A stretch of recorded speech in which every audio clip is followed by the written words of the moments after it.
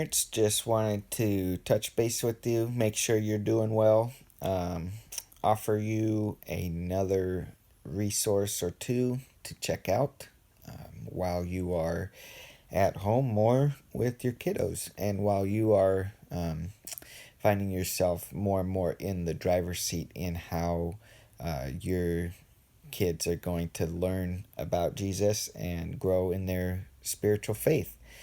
So, um, I have recently been able to get into podcasts more. Prior to starting in the ministry position that I'm at Life Community Church in Snoqualmie, I had all of my life right here in Monroe. And so I didn't have a long commute at all. My commute was like 2 minutes to get to work and back home. So now I have about a 45 minute commute. And so I've been getting into podcasts more. And one of the podcasts that I've been enjoying a lot is The Bible for Normal People by Pete Enns and Jared Bias. And it's just a real good approach to rethinking how you look at the Bible, just looking at it in a different angle. Peter Enns is a professor, a college level professor, but he has a great way of putting big ideas into everyday language, and so I've enjoyed that one. Again, that's The Bible for Normal People. And because I got into that, I found out that Peter Enns has a couple of books that he's written, and one of the areas that he has tackled is of great interest to me. It's this book called Telling God's Story, and the subtitle is A Parent's Guide to Teaching the Bible.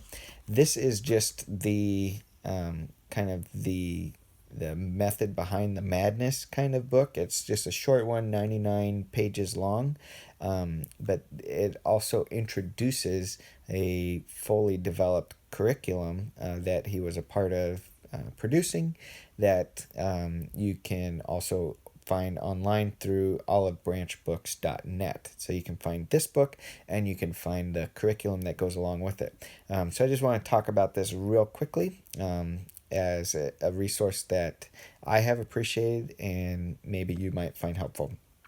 So what Pete Enns does in this book is he kind of tackles the big issue of how daunting it can feel to be responsible for teaching your children about the Bible, right? You don't want to get it wrong, because if you mess that up, then you could mess up their whole faith, and you could, overthink it and spiral out of control and think that you're going to ruin your kids forever. And so he kind of demythologizes that and calms your fears a little bit about that. And then he offers a way, an approach. He's very humble in it by saying it, it's not perfect. It's not the only way to do it, but it is a way to present the story of God to your children.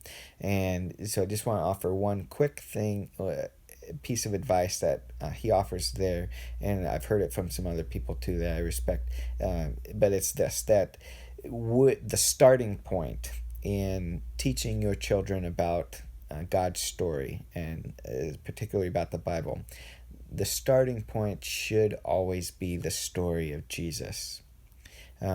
When we cannot escape everything that needs to be taught from the Old Testament. In fact, the New Testament only makes sense when you have the Old Testament with it. And quite frankly, the Old Testament is like 4/5 of our Bible. So we need to pay attention to the Old Testament and how it enlivens the New Testament, our understanding of the New Testament, but Jesus is the fulfillment of that.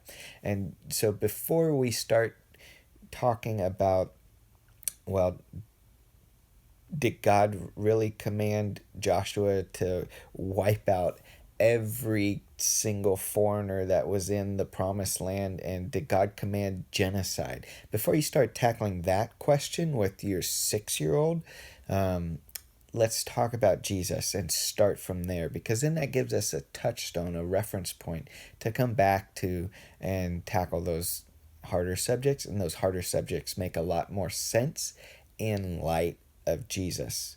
So I also heard that advice in something that I read, or it might have been a podcast as well. But N.T. Wright, a great theologian and New Testament scholar, had that advice too, that if you could do anything with your kids, and this is a golden opportunity, this season of life, right? Not just where your kids are at in their growth development, but this season of life where we have to be quarantined, we are at home. We get to seize the opportunity, right? To help shape our kids' faith, to help form that, to help them fall deeper in love with Jesus. And that has to always be the starting point as we look at the story of God, is let's start with Jesus, and that's going to help us understand it better. So that's tip number one. As you're teaching your kids, as you're helping to shape their faith, start with Jesus. Go through the Gospels. Luke is a great starting point because it's a good narrative that includes a lot of the familiar stories that we have of Jesus, and then it fits really well into Acts if you want to continue those two, because they're written by the same author, biblical author. So that's the first tip, is start with Jesus, start with the Gospels, and if that's all that you can get into your kids, that's the best thing that you can do for them.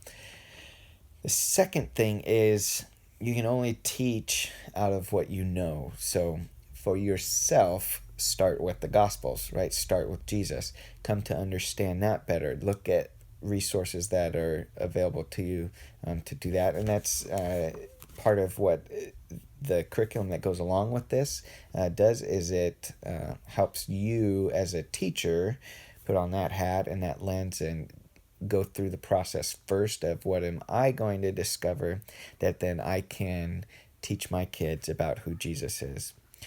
So I encourage you again, just like the analogy I shared last time of putting the oxygen mask on yourself first before you put it on someone else that you're with. Go deeper into the things of Jesus. Spend some time in the Gospels of Jesus. And we're coming toward the end of the season of Lent, where we journey with Jesus toward the cross. It's a natural time in our church calendar to spend time immersing yourselves in the Gospels and the story of Jesus.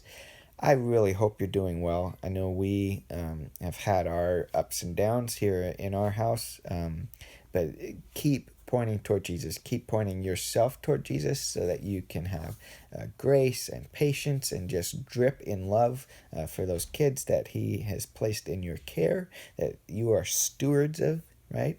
That as much as you love your kids, God loves them too, and God has entrusted them to you to help raise them, to help point them toward Jesus and His grace and His love in this time. And so know that I am praying for you in that. I will continue to offer up resources here in this place that hopefully you find helpful as you are navigating what life looks like in this crazy time. Keep loving your kids. Keep pointing toward Jesus. I'll see you next time. Bye.